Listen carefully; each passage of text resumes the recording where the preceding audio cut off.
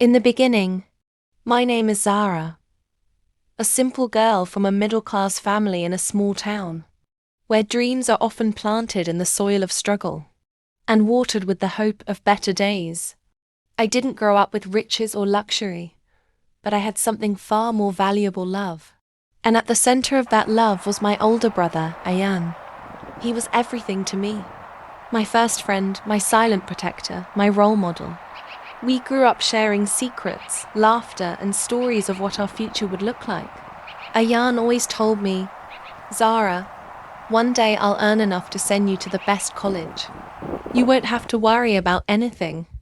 And I believed him, not because it was a promise, but because it was him. He never broke his word. Ayan had always been the responsible one. He was good with computers, smart with people, and full of quiet ambition. He got a job at a rising tech firm in the city. And just like that, things started to change for our family. The lights in our house stayed on longer.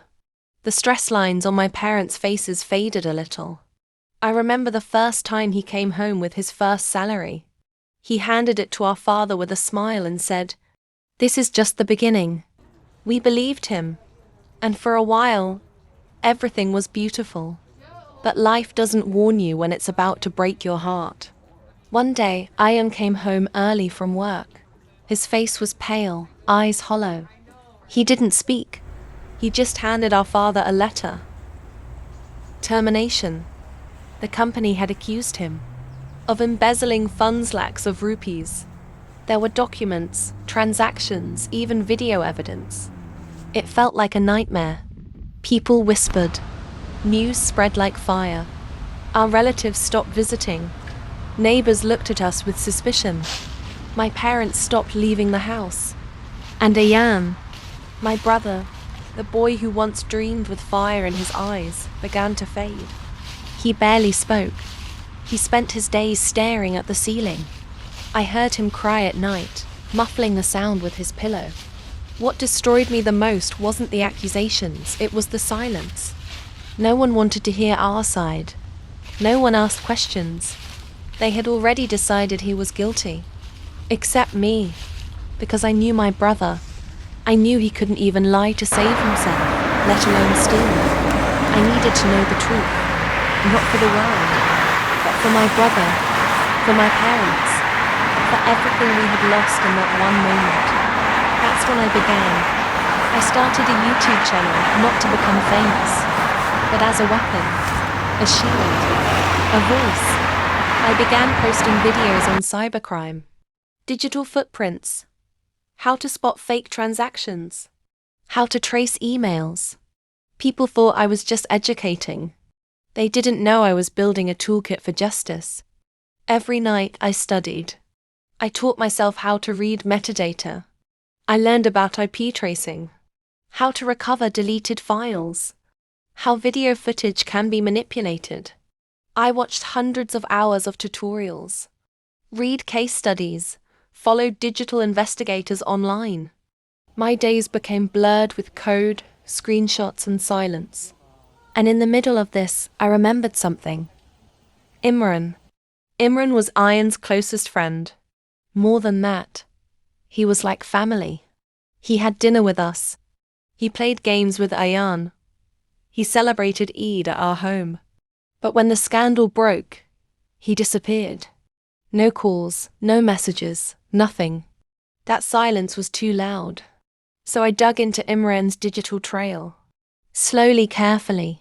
I found suspicious transactions under a fake business name. I found connections to a ghost account. That money had been funneled into the same amount. Ayan had been accused of stealing.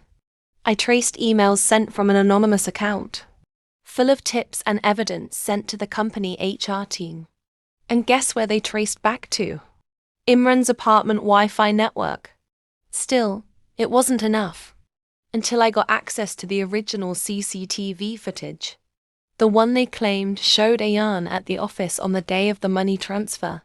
But the file properties didn't match the timeline. It had been altered, edited 3 days after the incident. And the video itself? A zoomed-in blur of someone in a hoodie conveniently hiding their face. The final blow came when I hacked into an old email backup. Yes, I taught myself that too. And there it was. An email from Imran to a friend, boasting about how he finally shut a yarn up and how no one would suspect him. I sat with all of this for days, staring at it, crying, breathing, shaking. And then I did what I had been preparing for all along. I made a video. My voice was steady, but inside, I was burning. I laid it all out step by step. The fake footage, the manipulated bank logs, the email trail, the confession. I connected every dot. I exposed every lie. I titled the video, "My Brother Was Framed, the Truth They Tried to Bury." Within 24 hours, it crossed 500,000 views. Then 1 million. People were outraged. The comments were flooded with support. Messages poured in: journalists, legal advisors, cyber experts. Hashtags started trending. My small channel became the epicenter of something much bigger. The police reopened the investigation. Imran was taken in for questioning. The evidence was undeniable. He confessed, not because he was sorry, but because he couldn't escape the storm anymore. My brother was cleared of all charges. His name was restored. But justice isn't just about clearing a name. It's about healing the wound. I'll never forget the day Ian looked at me after watching the video. He cried. For the first time since the nightmare began, he hugged me and whispered, "You saved my life." But I didn't feel like a hero. I just felt like a sister. Today, we are still recovering. The pain is still there, but now it stands beside pride.